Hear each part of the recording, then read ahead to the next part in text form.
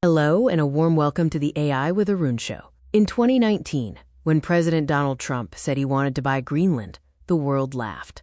It sounded like a joke, a real estate deal gone wrong. But here we are in 2026, and nobody is laughing anymore.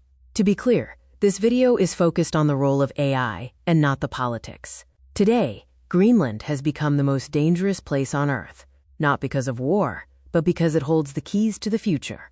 We are going to look at why the United States is ready to risk its alliance with Europe to control this island. We're talking about a new strategy called the Donroe Doctrine, a secret plan to pay off citizens, and why your smartphone, your car, and your safety depend on what happens next in the Arctic. Let's dive in. So why is this happening now? For decades, the Arctic was quiet. Strategists called it high north, low tension. But that era is dead. Two things collided to create a perfect storm. First, we entered the fourth industrial revolution. That means artificial intelligence and electric vehicles. Both of these technologies are hungry. They don't just run on code, they run on rare minerals. Second, in late 2025, China pulled the plug. They enacted severe export controls on these specific minerals. Suddenly, the US realized it was being strangled. The pivot to Greenland isn't about expanding territory, it's about survival. The US effectively has, quote, supply chain asphyxiation, and Greenland is the only oxygen mask left. To deal with this, the White House released a new policy in December 2025. They call it the Trump Corollary, but insiders simply call it the Donroe Doctrine. You might remember the old Monroe Doctrine. It told Europe to stay out of the Americas. This new version is much more aggressive. It redefines the Western Hemisphere to explicitly include the Arctic. Here is the scary part. It redefines control. Under this new rule, if a Chinese company buys a mine in Greenland, the US considers that the same thing as China building a military base there. It gives the US permission to use economic pressure and potentially force to kick them out. We already saw this tactic used in Venezuela earlier this year, and now those sites are trained on Greenland. Let's look at the tech. We often think AI is just software living in the cloud, but AI actually runs on rocks. To make the superfast chips that train AI models, you need two obscure elements: gallium and germanium. They are essential for the speed needed in data centers. Here is the problem. China controls 98% of the global production of gallium. When they blocked exports in 2025, the US tech sector went into panic mode. They literally cannot build the next generation of computers without this stuff. And guess where one of the few non-Chinese deposits of these materials is sitting? You guessed it, Greenland. It gets worse when we look at electric cars. High-performance EV motors need powerful magnets, but if you run these magnets hot, they lose their power. To stop that, you need to sprinkle in a magic dust called dysprosium and terbium. These are heavy rare earth elements. China has a near 100% monopoly on these heavy rare earths. They have the West in a chokehold. If China stops shipping dysprosium, the Western auto industry collapses. But Greenland has a mine called Tanbreez. It is a geological freak of nature. While most mines have less than 1% of these heavy elements, Tanbreez is sitting at 27%. It holds more of these materials than all of China's reserves combined. But getting these rocks out is a political minefield. There are two major deposits in Greenland, just 15 kilometers apart, but they are totally different. On the left, we have Kvanefjeld. This one is backed by a Chinese company.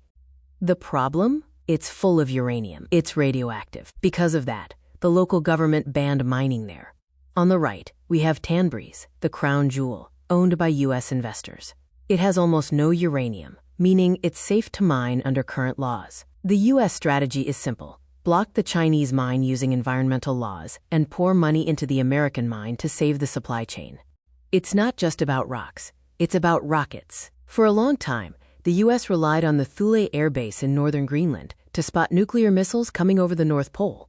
But Russia has changed the game. They now have hypersonic missiles that fly so low and so fast, Mach 5+, that the old radars can't see them until it's too late. There is a blind spot in the Arctic. To fix this, the US can't just have one base. They need to put sensors and interceptors all over the island to build a, quote, layered defense. They need full territorial access, which the current treaties don't allow. And we can't forget the other player. China calls itself a near-Arctic state. They want to build a polar Silk Road, a shipping lane over the top of the world. The US is terrified of, quote, debt trap diplomacy. They fear that an independent Greenland, which has a tiny economy, might borrow money from China for airports or harbors. If they can't pay it back, China takes the port. The U.S. views this as a backdoor for the Chinese Navy to enter the Atlantic. The goal of the Donroe Doctrine is strategic denial, keeping China out completely. So how do you take over a country in 2026? You don't use tanks. You use checkbooks. Leaked reports suggest the White House is considering a buyout strategy. Instead of paying the government of Denmark, they are discussing offering cash directly to the Greenlandic people. We are talking about lump sums between $10,000 and $100,000 for every single person on the island. The goal is to replace the money Greenland currently gets from Denmark, allowing them to declare independence. Once they are independent, they would sign a compact of free association with the U.S. Basically, Greenland runs its own domestic affairs, but the U.S. owns their defense and foreign policy. As you can imagine, this hasn't gone down well. The Danish Prime Minister called the idea absurd and warned that if the U.S. tries to bully a NATO ally like this, the alliance could break. The Prime Minister of Greenland was even clearer. He said, "We are open for business, but we are not for sale." The local ruling party is very focused on the environment and is skeptical of turning their home into a giant American mine or military base. There is also the cost. Mining in the Arctic is a nightmare. There are no roads, and the weather is brutal. It's called the Arctic Premium. But the Tanbreez mine is valued at over $3 billion because the rocks are just that valuable. To make this work, the plan is to build a green energy corridor. They want to use Greenland's melting glaciers to generate hydropower, making the mining zero emission. This is the only way to convince the locals to agree to it. The U.S. government is expected to foot the bill for the infrastructure because they view it as a national security cost, not a business cost. So where does this leave us? The United States is on a collision course. It cannot win the AI race or the EV race without Greenland's minerals. It cannot defend against Russian missiles without Greenland's land. We are likely going to see massive economic pressure applied to Greenland to pull them away from Europe and into the American sphere. In the 21st century, maps are being redrawn not by explorers, but by supply chains. As one analyst put it, Greenland is the price of victory. Thanks for watching the AI with Arun show. Please consider becoming a member. And please like, share, and subscribe. If you found this valuable, hit subscribe and let me know in the comments. Do you think the U.S. has the right to buy an island to save its economy? Let's know in the comments below.